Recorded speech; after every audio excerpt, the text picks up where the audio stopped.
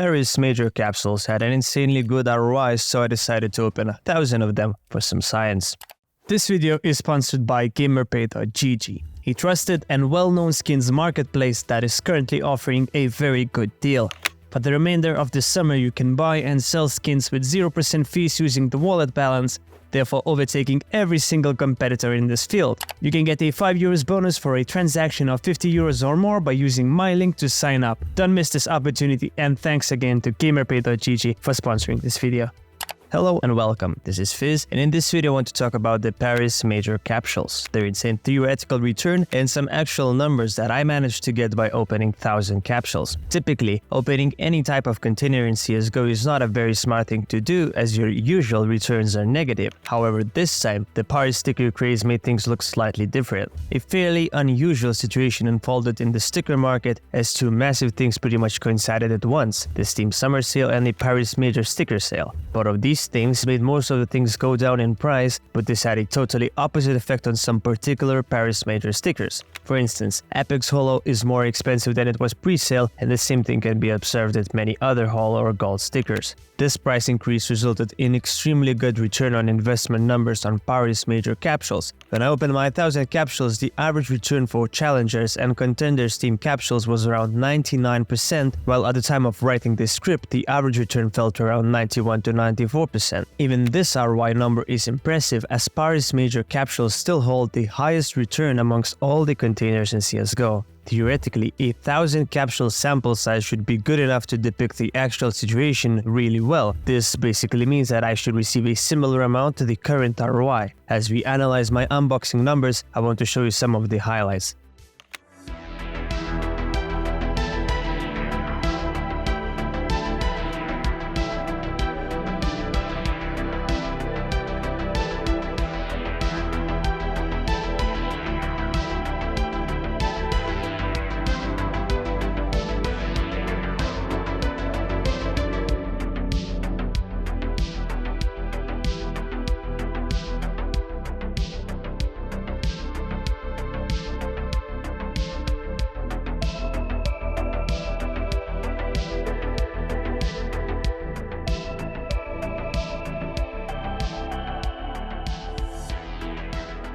Obviously, if I look into these highlights, this unboxing looks like a decent success. However, this wasn't really the case. To understand the actual situation, we need to dive into some numbers. Before we analyze my results, we need to keep in mind the actual chances to get a sticker from each category. As it was already publicly disclosed with the CSGO release in China, every rarity category is 5 times rarer than the last one. So, this Paris Major capsule has 4 different rarity categories, which means that there is a 1 in 6 chance to get a glitter sticker, 1 in 31 chance to get a holo sticker, and 1 in 156 chance to get a gold sticker. There are only a few glitter stickers that are more expensive than the capsule price itself, so the only profitable outcomes are the holo and gold stickers. The chances of getting either of the profitable outcomes are around 3.86%, which is definitely not too good. Moreover, there is a huge price difference between some holos and golds, which may skew your returns. I don't want to spoil it, but it definitely did to me.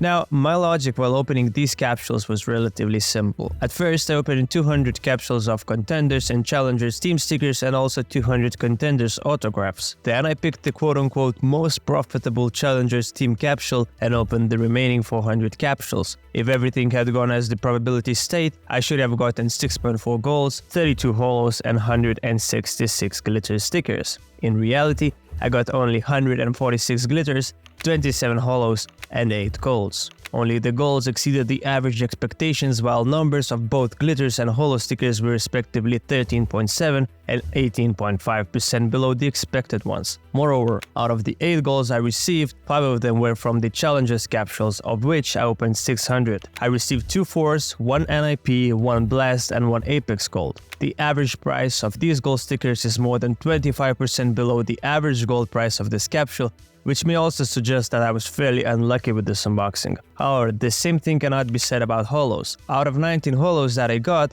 3 Apex holos, which are the most expensive holos in the capsule, but I also got a few Blast, NIP, and other cheap holos.